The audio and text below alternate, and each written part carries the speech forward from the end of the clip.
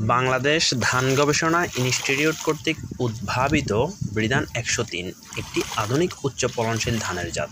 Line লক্ষ্য করে রোপণ করলে বেশ কিছু সুবিধা পাওয়া যায়। সমানভাবে গাছ বৃদ্ধি পায়। লাইন মেনে রোপণ করলে ধান গাছগুলো সমান দূরত্ব থাকে, ফলে আলো বাতাস ও সার সবগুলো গাছে সমানভাবে পৌঁছায়। আগাছা দমন সহজ হয়। লাইন ফাঁকা থাকায় সহজে আগাছা পরিষ্কার করা যায় বা যন্ত্র দিয়ে নিড়ানি দেওয়া যায়। সার ও কীটনাশক ব্যবহারের সুবিধা। লাইন মেনে রোপণ করলে ইউরিয়া, ডিএপি বা অন্যান্য সার ছিটানো এবং কীটনাশক স্প্রে করা সহজ হয়। রোগবালাই কম হয়।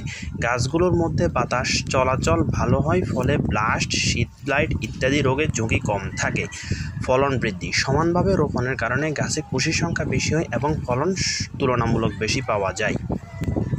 যান্ত্রিক পদ্ধতি ব্যবহার সহজ হয়। লঘু করে রোপণ করলে ধান কাটার সময় হারভেস্ট বা রিপার মেশিন ব্যবহার করা যায়।